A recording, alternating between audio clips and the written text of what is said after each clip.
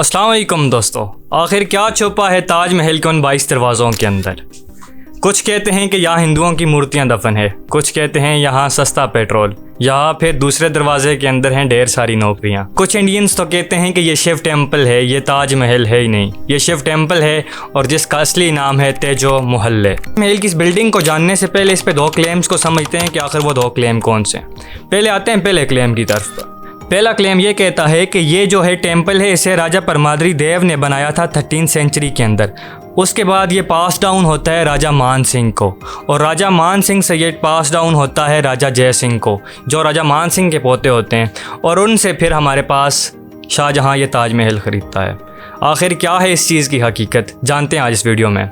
दूसरा क्लेम यह किया जाता है कि इसको शाहजहाँ ने अपनी बीवी की मोहब्बत में बनाया था, और ये ताजमहल बनवाने के बाद उसने 22,000 मज़दूरों के हाथ काट दिए थे। सर, इन दोनों हाइपोथेसिस में से कौन सी बात सच है, ये सारी बात जानते हैं आज इस वीडियो के अंदर।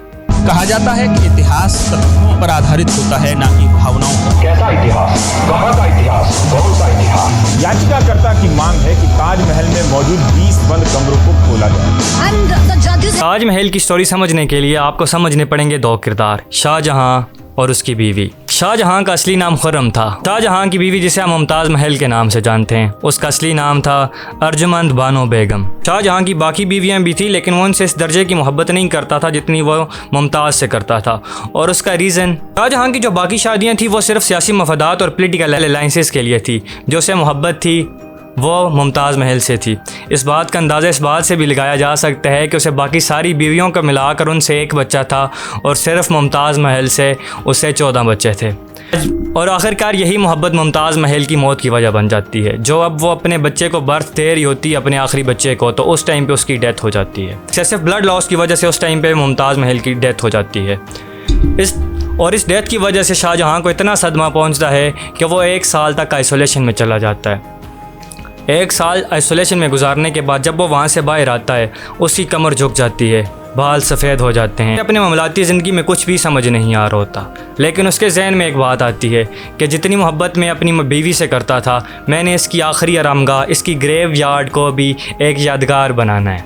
और इसको यादगार बनाने के लिए वो चीफ़ आर्किटेक्ट उस्ताद अहमद लाहौरी को हायर करता है, और जिनको बाद में नादिर असर का लक़ब दिया जाता है, द वंडर ऑफ एज।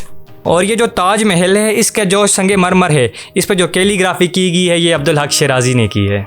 और ये ताजमहल ऐसा नहीं है कि एक दिन में बन गया या इस पे 1-2 साल लगे। ये ताजमहल को बनने में तकरीबन 22 साल लगे हैं, और इन 22 सालों में 22,000 मज़दूरों ने बिला नागा लगातार काम करते रहे हैं, तब जाके हमारे पास बनता है ये ताजमहल। हमें एक बात तो समझ आ गई कि ताजमहल बना कैसे था। अब आते हैं उन कंट्रोवर्सीज़ की तरफ जो यहाँ पे उठाई जाती हैं, और 22 दरवाज़ों के अंदर जिनका जिक्र मैंने वीडियो के स्टार्ट में किया था कि आखिर इन 22 दरवाज़ों के अंदर छुपा क्या है। तो आर्कियोलॉजिकल सर्वे ऑफ इंडिया ने यह अपने ऑफिशियल पेज पे ये बता दिया है कि यहाँ पे हमारे पास इन 22 दरवाज़ों के अंदर कुछ भी नहीं है। ये 22 के 22 कमरे खाली हैं। इस बात पर जब यकीन नहीं आया लोगों को, तो फिर उन्होंने जाके वहाँ पर उनकी ऑनलाइन फ़ोटोज़ भी अपलोड कर दी, ताकि यकीन आ जाए कि इन्हीं के अंदर ऐसा सच कोई मूर्ति नहीं है, सस्ता पेट्रोल और डीजल नहीं है, या कोई ख़जाने नहीं छुपे।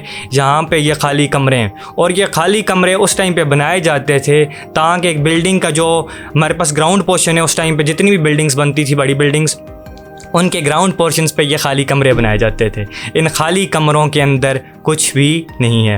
लेकिन यहाँ पे इस बात को समझ लें कि ऐसा नहीं है कि ये कमरे हमेशा के लिए बंद हैं। ये कमरे खोले जाते हैं, हफ्ते 2 हफ्ते बाद खोले जाते हैं, इनकी सफाई की जाती है। लेकिन ASI का कहना है कि इन कमरों को इसलिए बंद रखा गया है ताकि जो आमदोरफ्त होती है लोगों से, उसकी वीयर और टूयर से ये हमारे पास बचे रहें। इसको एक और पहलू से समझते हैं, 22,000 मज़दूरों वाली कहानी। क्या ये सच है कि शाहजहाँ ने 22,000 मज़दूरों के हाथ कटवा दिए थे, या सिर्फ एक कहानी? तो ऐसा ज़रा लॉजिकली सोच के देखते हैं, क्या ये पॉसिबल है कि एक दिन के अंदर 22,000 मज़दूरों के हाथ काट दिए जाएं? या फिर ऐसा था कि आज तुम्हारी बारी, आज तुम आ जाओ, तुम्हारे हाथ काटते हैं, या आज 100 मज़दूरों के हाथ आज काटेंगे, 100 के परसों काटेंगे, या फिर कुछ हफ्ते में दिन मुकर्रर थे कि इन दिनों में हमने इन मज़दूरों के हाथ काटने हैं। तो एक बात यहाँ से मैं समझ आ जाती है, लॉजिकली ये बात सेंसलेस हो जाती है कि 22,000 मज़दूरों के हाथ नहीं काटे गए थे। इसका अंदाज़ा आप इस बात से भी लगा सकते हैं कि मुग़ल्स को जितनी भी दिलचस्पी थी आर्ट के अंदर, आर्किटेक्चर के अंदर जितनी हमें बिल्डिंग्स मुग़ल के दौर में मिलती हैं वो सारी की सारी इसी के साथ साथ मिलती हैं।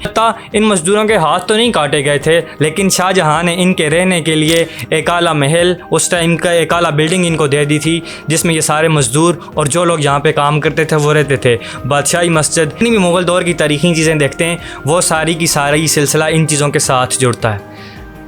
तो यहाँ पे हमारे पास ताज महल की हमें यह बात समझ आ गई कि यह शाहजहाँ ने अपनी बीवी मुमताज़ की मोहब्बत में बनाया था।